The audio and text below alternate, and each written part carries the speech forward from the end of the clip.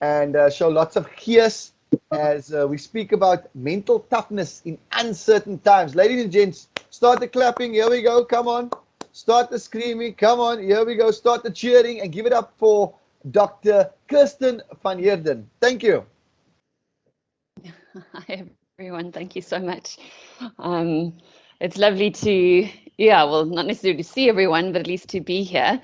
And I was wondering if I would be able to share my screen or not. Let me just see if I can get this right. All right. Is everybody able to see my screen? Yes, we can see you, Doc. Thank you. Say great. As I say, sometimes technology just takes a little while. So yes. Yeah, I was thrilled to be able to speak to all of you, just because it's obviously been a sports psychologist myself. I love sport. I heard you heard Kerwin mention me. I'm always the one hounding him to study. So I just enjoy cricket, and I love working with coaches as well, because as much as a sports psychologist, I work with athletes. You know, the coaches are ones that really are at the coalface. And I often say to people, I was a swimmer myself. I saw my own coach more than I saw my own father, you know, so you play an incredibly vital role in athletes' lives and young athletes' lives. And in thinking of a topic to talk about today, we've got about half an hour, I thought, well, something that we can help apply to yourself, as well as maybe to the children that you coach. But I thought, you know, as long as the coaches are okay, it's kind of caring for the carer. If you're all right and you kind of develop even more mental toughness, then the kids will benefit from it. So it has been just an incredibly difficult time, as we know. And let's see, hopefully, again, this begins to work. I was just using, over the past couple of months, what are some things that I found in the athletes that I've worked with, and I'm sure the coaches that you would feel exactly the same. What are some words that keep cropping up over and over again that they've battled with? And certainly there have been a lot of sleeping problems, a lot of boredom as well, maybe not for all of you.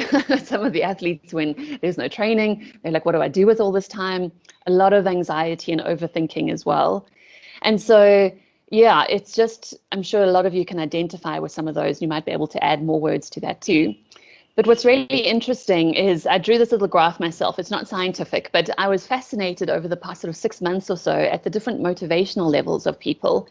And so this is, I say, my own little observation. In the beginning of lockdown and quarantine, obviously everyone was a little bit upset, but there was this huge spike in motivation and positivity almost straight away. Those of you that are on Instagram and on social media, you will see, especially with athletes, there were a lot of like living room challenges and, you know, everyone challenging each other, a lot of baking of banana bread and all sorts of things. And everyone was kind of like, yeah, we're in this together. Even those Olympic athletes that I work with, where, you know, the Olympics got postponed, they're like, hey, it's for the good of, you know, the good of the world. We're all fine. And that was great for the first sort of 3 weeks or so. And then it sort of started to plateau out a little bit. And if you cast your minds back to the time when we thought, okay, 3 weeks hard lockdown, I'm pretty sure we're going to be okay after that. You know, and then, you know, maybe things won't be normal, but we'll be all right. Of course, then we heard, no, we got an extension of 2 more weeks. And then not just that, then their levels of lockdown as well. Oh my goodness.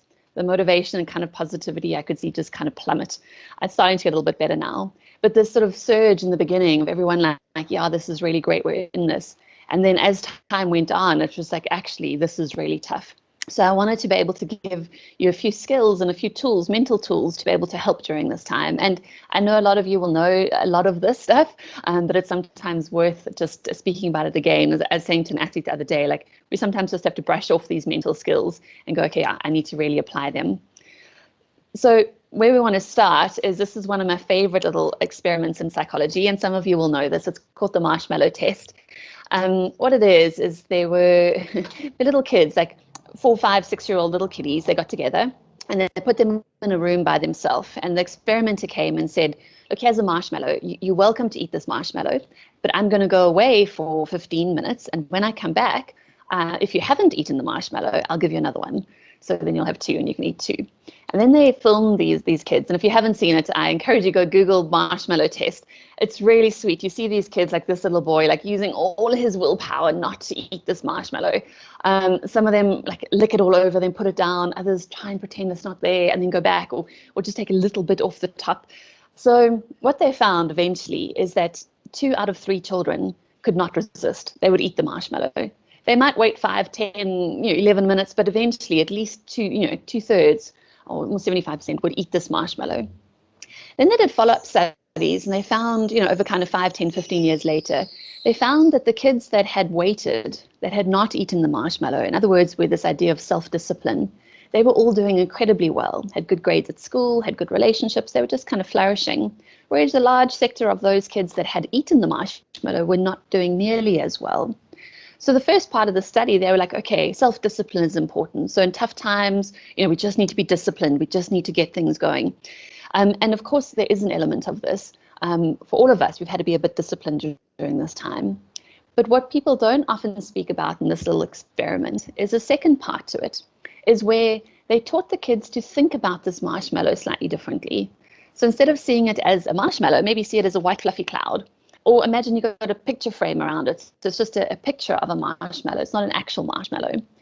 And what is amazing is that the stats flipped around. Now 2 out of 3 children could wait, and they resisted the marshmallow. So simply by changing perspective, they actually managed to behave differently. So for sure, there's an element, and even with the kids that you work with, we have to be disciplined, definitely. And sometimes we do. We just need to get through and be disciplined. But we have to be careful as well to say, well, actually, sometimes if we change the way we're thinking about things and see a different perspective, that actually it can help us behave in ways that we want and help us get through tough times. So today we're going to talk a little bit about how should we be viewing things? What should we be, what perspective should we be taking during, these really tough, difficult times? And I like this quote. It said, any fool can be happy. It takes a person with real heart to make beauty out of the stuff that makes us weep. And I think for a lot of people, for coaches, no work, a lot of people I work with, no pay, people, just the things that you love to do, you're no longer allowed to do. There's a lot of stuff that it's kind of made us weep. So how do we make beauty out of that? And the first part is around being optimistic. And I put a little question mark here, because do you think that this is optimism? Is this elephant being optimistic? And this is sometimes what we think of as optimism. Just be optimistic, just be positive. This is not optimism. I think this is just stupidity. There's no way the elephant is going to be caught. So we have to be optimistic, but we have to be careful about how we think about optimism. And a lot of you will know this story, but it's one of my favorites. It's called the Stockdale paradox, where back in the Vietnam War, there was Admiral James Stockdale, who he and his men were captured and put in these prisoner of war camps. And he was a bit of an amateur psychologist, so he obviously wanted to know, so how did he help his men through this time? But he also observed, and he found, interestingly, the most positive people tended to actually fare pretty badly in these camps. And they were often the ones that would die first. And he was like, sure, that's strange. Like, you think the more positive you are, the better it's going to be. But interesting what he found, it wasn't that. The positive people, and if you think back to the little graph that I showed you earlier, the positive people often tended to ignore the reality of the situation. And they'd be like, no, we're definitely going to be out by Christmas time. No, we'll definitely be out by Easter time. Or we'll definitely be out by, in 3 months. And of course, when that didn't happen, they would lose hope. And when people lose hope, we know that's often when, things go really wrong for them. And I see a very similar trend over the past couple of months. No, we'll definitely be out of lockdown by then, and then we're not. No, we'll definitely be out by then, and then we're not. People started to lose hope and started to just really battle. So what he said, the people that actually fared the best in these camps were always the ones that acknowledged the reality of the situation and would go, yes, this is really bad. This is tough. This is hard. But, and in his words, I have no doubt we will prevail. In other words, I have no doubt we will get through in the end if we keep doing certain things. And that's the important part. It wasn't just we will get through. If we keep doing certain things, I have no doubt we will get through. And actually, one of the things that they did, and we'll talk about this a little bit just now, is that they developed like a little tapping system almost between their cells, because a lot of them were in isolation or individual cells. It was like a Morse code that they could keep communicating with each other. And they found as long as they could just keep communicating, actually, they would be okay. So really, optimism is about acknowledging when things are not good, not just being positive, just being like acknowledging it, but then going, okay, I've no doubt if I just keep doing certain things that help me, I've no doubt I will be able to get through. And so this is one of his quotes as well. He said, you must never confuse the faith that you will prevail in the end with the discipline to face the brutal facts of your situation. And so we do, as you as coaches and a lot of the young cricketers that you work with, what are some of the brutal facts? Sometimes there's loss of income. There's still uncertainty around the future. I mean, we heard, what was it yesterday in rugby, like the Springboks are not going to, the championships anymore, and everyone was hoping that they would. Cricket, obviously, we're hoping that things start within the next little while, but will it continue? Won't it continue? Will the Olympic Games happen? Won't they happen? Still a huge amounts of uncertainty, actually. Loss of dreams. And I know that most of you work with young athletes, but even then, like maybe they were really looking forward to the season for something, and now it didn't happen. And my heart really goes out, especially to the older school kids, like like matric, where this was their last year to play for their school, or, and now all of a sudden they can't. The loss of this dream. No space. Some of you might have felt this. The coaches, a lot of athletes that I work with travel a lot. So now being at home, they're like forced to be with their families or friends, whoever it is, quite a lot, whoever they were spending lockdown with.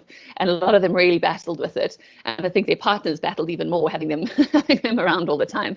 So no clear goals. There are a bunch of things. And I'm sure if you wanted to, you can, if you wanted to in the chat, you can write down what are some of the brutal facts of your situation? What are the things that you found really difficult, to deal with?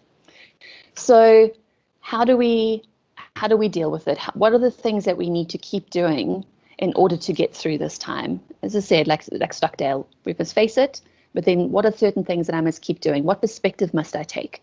And the very first one, and this is an absolute foundational mental skill, and a lot of you, I'm sure, tell your young cricketers this. It's the idea of controlling the controllables.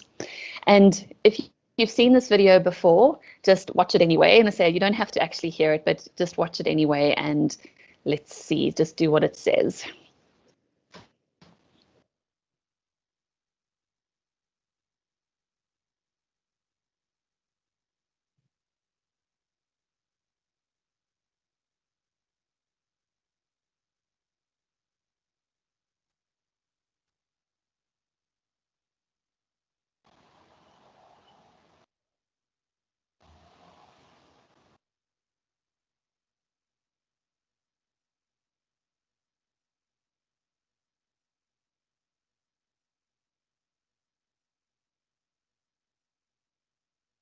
So how many passes in your head? How many did you get? Maybe all have got that.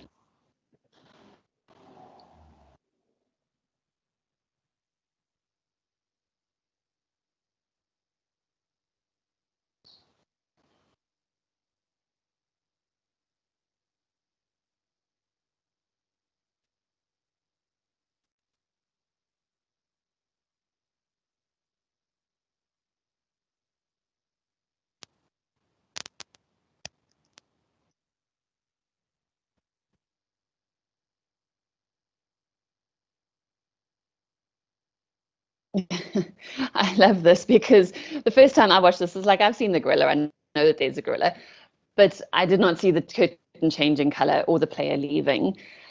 This is the most amazing almost superpower of our brain, and it's called attentional blindness. What it means is that when we're paying attention to one thing, it's almost as if we are blind or deaf to something else. And I always use this example, because if it ever happens to one of you, I apologize in advance. I live in my head quite a lot, so I just think about stuff, and I can be walking around somewhere and I don't, like, someone might wave to me, I just don't see them because I'm busy thinking what I'm doing. It happened to me the other day. I was in a shopping center and I got to the checkout, and someone in front of me turned around and they were a little irate. They're like, "Hello, Kirsten." I was like, "Oh, hi." And they were like, "I've walked past you 3 times already and you haven't said hello." I was like, "Oh my goodness, I'm so sorry." I would genuinely was just thinking what I was going to buy.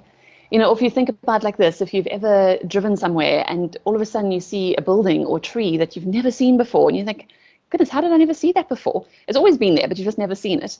So it's incredible, this. And in sport, we know this, like cricket. And we heard, Kai and Cohen earlier. I mean, part of what elite athletes do is this ability to kind of just zone in on one thing. You don't hear the crowd, you don't hear other things, you're just super focused on the ball. So I say it's this amazing superpower, attentional blindness. If we're focusing on one thing, it's almost like other stuff disappears.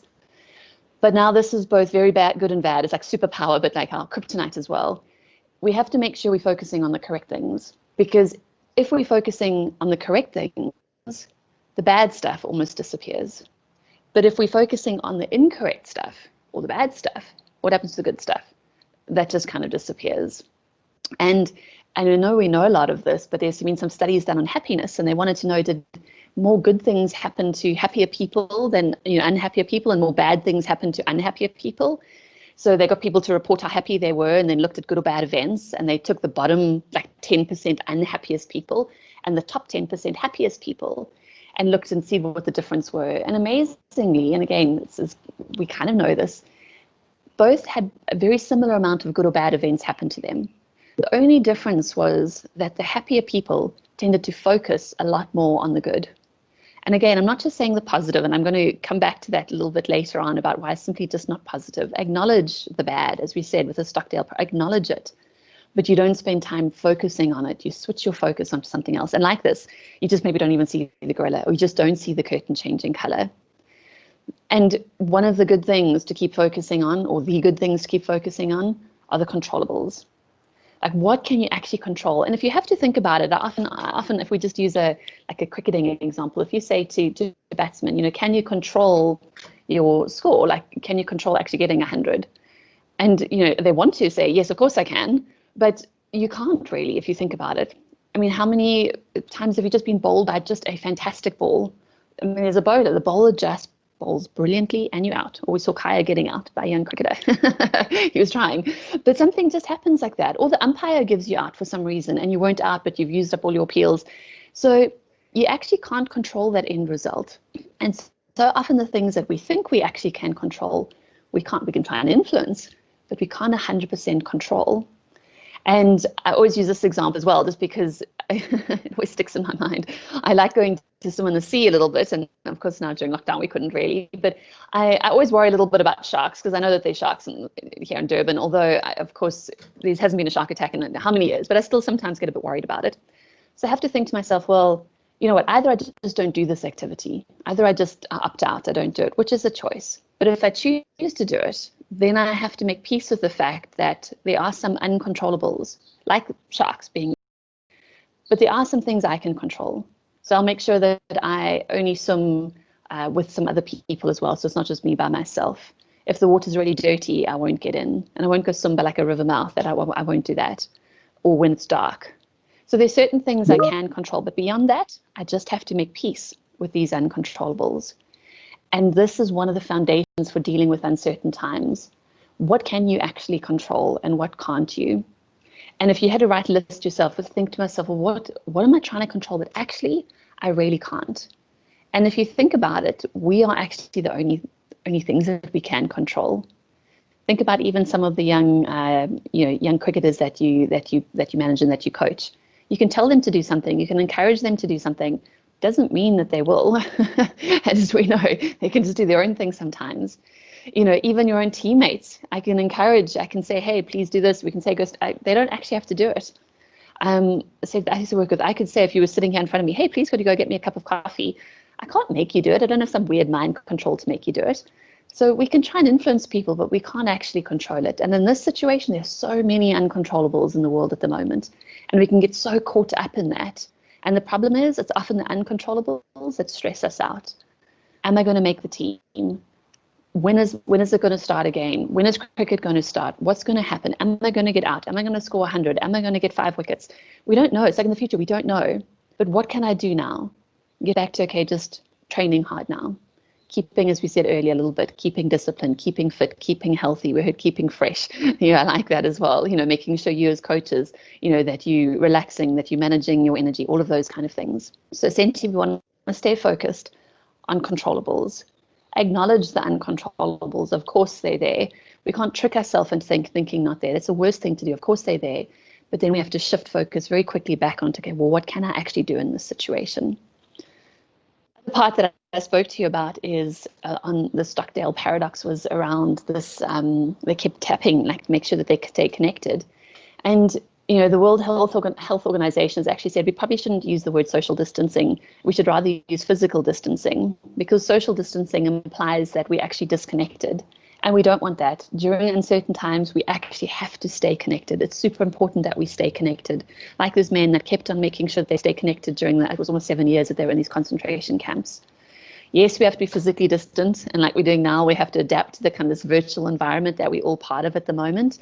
But we have to make sure that we're connected to the people in lives that are important to us, but we have to make sure we're staying connected to the right people. And if you think about cricket, how often, let's say you're batting, the team's going okay, all of a sudden 1 wicket falls, 2-3 wickets fall, like in quick succession. What happens? Sure, panic can sometimes spread through the team. And what actually should have been fine, but just with like 1 or 2 wickets falling, all of a sudden panic spreads and just 5 wickets go for 10 runs or something ridiculous. I mean, you see it at the top level, not just at school level, at all levels. It's incredible how panic can just spread through a team. And so we have to stay connected to people, but we must be really careful who we're staying connected with. I said social contagion, just like this virus that is contagious.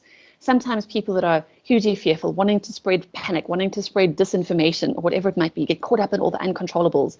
And we all do, and it's fine, and we can talk about those. But yeah, you just want to make sure that those are not the people that are the only people that you're seeing, the only people that you're staying connected with.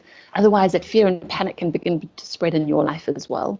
So stay connected, but I say we don't want like a cricket team panic spreading all over. We need to say, all right, back to what I can control. What can I do here? Like, yes, for sure it's bad, but there is this stuff that I can also manage. Can't always worry about what's going to happen. Can't always worry about those uncontrollables. There's nothing I can do about them anyway. So stay connected, but physically distant. And then just a little note on why I've said, I know people sometimes think it might be a bit strange when I say this, but why I talk about optimism and correct thinking. You often say to the athletes, I want you to think correctly about your performance, not just positively about your performance. This lady, Susan David, spoke the tyranny of positivity. She said tough emotions are part of our contract with life. She said discomfort, quite frankly, is the price of admission to a meaningful life. And during this tough time, some of you might have had people say, hey, just be positive and it'll all be fine. Just keep positive, it'll all be okay. And I find too often we say that to athletes, just be positive and it'll be okay. Well, sure, in the back of our minds, we're still worried. We're still stressed. We still have lost some of our income. We've still lost some of our dreams. Like it can be difficult. So we can't just simply be positive. We want to be optimistic, acknowledge it, and then keep doing the right things. But we also have to understand that it's okay sometimes to have these tough emotions. And people often ask me, well, how do you manage emotions now during these difficult times? So I want you to think about this. This is one little tool that I often use to say when we battling with emotions, how do we manage them? And I like this idea that emotions are data, not directives. In other words, emotions give us information about ourselves, about what's important to us, but they're not directives. In other words, they don't have to direct our behavior. Just because I feel something doesn't mean I need to act it out. And if you think about emotions are a little bit like the weather. So I've got this weather map here, an app that I often use in Tusky to see if the sea is going to be all right or not. But I mean, this is one snapshot of a day, and you can see there's all sorts of different types of weather. This is temperature, throughout the world. Everybody in the world here has got stuff that they need to do during the day. Like us, we've got stuff that I need to get on and I need to do during the day. So if I wake up, I don't let the weather dictate to me what I'm going to do during the day. I have to go to work. I have to go, buy the groceries. You have to go pick up the kids from school. There are things that you have to do. So you have to notice the weather, of course. If it's beautifully sunny like it is today, you make sure that you dress appropriately. If it was freezing cold and raining, again, you have to notice it so that you know to take your umbrella or jacket, or, hey, I need to leave like half an hour earlier for work because I know the traffic's going to be a nightmare. So you notice it, but you don't say, okay, I'm just not going to go to work today because it's raining. So emotions are a bit like this. When you wake up or you find this emotion kind of bubbling up, you have to go, okay, what is it telling me? Like, you have to notice it. Like, yeah, okay, I am stressed because for sure I really want to go back into coach. I'm really missing it. Or yeah, I'm really stressed out because of loss of income or family or someone is sick or whatever it might be. So we have to notice how we're feeling. And then like I said, we have to get the umbrella or get the coat. We have to do some things about it. So maybe it's listening to music. Music is a most powerful influence over our emotion. Maybe on your drive to work, you just put on some really cool music that you really like, or music that calms you down, or music that gives you energy. Maybe you phone a friend and talk to a friend for a little bit. Maybe you do some deep breathing. Fantastic way of managing emotions, to do some deep breathing and just to relax. You can all probably have, and we could do a whole hour talk just on the things that you could do, but you notice it. But you don't let your emotions dictate how are you going to behave. So yeah, I'm stressed, but I'm not going to let that dictate what I do. I'm not going to let that influence.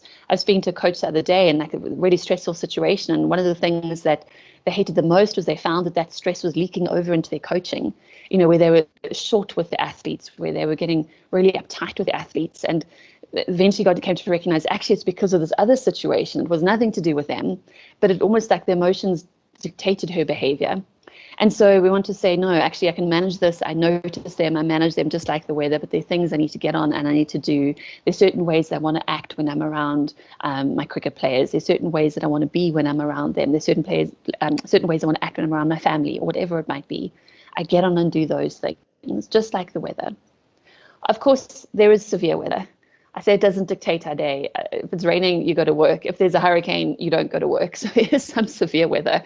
And I have found, even in my practice at the moment with a lot of the athletes that I work with and some coaches as well, there's been a lot more mental health issues during the past sort of 6 months or so. And COVID, I think only now we're really beginning to see the impact. And someone had said to me at the beginning, kind of the second wave of COVID is probably going to be mental health issues, just because of the stress, anxiety, all kinds of things. So, of course, if it's normal weather within the normal bounds, we manage it and we get on with our day. But if any of you are feeling, or you notice in the children that you work with, because I think coaches have a critical part to play in helping manage mental health. You see your players all the time. You'll notice changes in behavior, changes in thinking. So, for example, these severe weather warnings or red flags, they call them, not finding pleasure in anything anymore. And again, not just for like a day or two, but normally I love doing this, and I just don't even love it anymore. I just don't even feel like doing it anymore. Losing hope for the future, like just it's never going to change. It's never going to be different. Maybe highly irritable and angry. Again, not just for a little bit, for a long period of time. It can be feeling down. Again, not just for a couple of days, for like 2 weeks, just low mood, withdrawing from people. And I know when I say it, I know it sounds strange, and we're all social distancing at the moment, or physical distancing, as I should say. But when you see someone phone you, like it's one of your good friends, you just don't actually feel like picking up the phone, don't feel like speaking to them, don't want to connect with people. These are all some severe weather warnings. In other words, these are emotions that are out of the norm. And please, to say, reach out to someone, speak to somebody. It could be a friend, it could be a partner, it could be a psychologist, it doesn't matter, but we need to get those managed. So ultimately what we're saying here is mental toughness is uncertain times. We have to take a certain perspective. We need to be disciplined. We need to make sure we're thinking about it correctly. So we're not just saying, hey, be positive and everything will be okay. What we're saying actually is, you know what, it can be tough and it is tough, but I've no doubt we will get through this if we keep focusing on controlling our controllables. If we keep focused on being connected to each other and connected to the right people. If we keep focused on managing our emotions, noticing them, managing them, getting on and acting like we want to act. And just ultimately, I say, being a little bit kind to yourself as well. So I don't know if there are any, let me see here. Sorry, let me stop presenting. I'm not sure if there are any questions for me or not, but I say ultimately that was, thank you if there are any questions, yeah. So if you have any questions, please, you can write them up, or you can unmute yourself and ask the question. I don't mind. And I said I could talk for 2 hours on this topic, not just 30 minutes. But I said hopefully just to give you some skills that you can use for yourself, and then that hopefully you can pass on to the athletes that you work with as well.